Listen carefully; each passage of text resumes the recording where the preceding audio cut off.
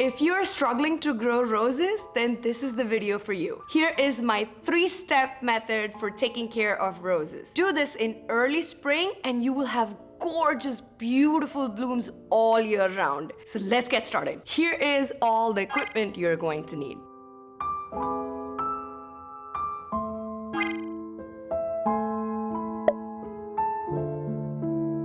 Step number 1 is pruning. I'm going to cut the rose stems to half their length. We will be removing any stem that is smaller than a diameter of a pencil. If there are any weak, dead, or damaged branches, I'm going to cut them off. So if you look at this rose, I'm going to cut the length of the stems somewhere around here, half of the length that it currently is. And any stems that are tiny, small, I'm just going to remove them. I have gloves on to protect my hands from all the thorns, sharp pruners, and a spray bottle of alcohol. I always carry spray bottles of alcohol whenever I prune my roses. Today, it's not as important because I will be using pesticide afterwards. Hang on, we can't get too ahead of ourselves because that's the next step. But I still like to clean my pruners in between roses with a spray of alcohol. This is 70% isopropyl alcohol, and I just spray it on my pruners once I'm done pruning one whole rose. I don't want to transfer any of the diseases, if there are any, from one rose to another as I go pruning them. So this is very important. Let's get started.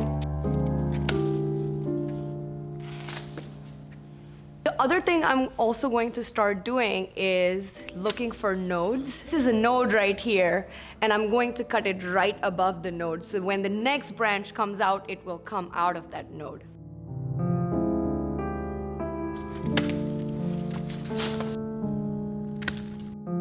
At this point, I'm just cutting the stems in half, but I'm also thinking about how I want the eventual shape of the rose to be, because that is what will determine the rest of the growth in spring. I also wanted to let you know that if you do your own composting, don't add these cut rose stems in your compost bin, because if there are any diseases from previous year, you don't want them going into your compost, so I would just throw them in trash. If you know that there are no diseases, you may throw that in the compost bin, but I wouldn't recommend it. Now that the pruning is done, you can see it right here, we go on to step number 2, and that is spraying. I do organic gardening, and these are the 2 sprays that I'm going to use today. I am using neem oil spray, which is one I've always used, but the second one is a new one for me. And I have read that if you use this in the beginning of the season, you don't have as many issues with powdered mildew. So I'm using copper fungicide as the second spray. If there were leaves on this rose plant, I would highly recommend not spraying it with harsh sunlight anytime during the day with the sun, basically, because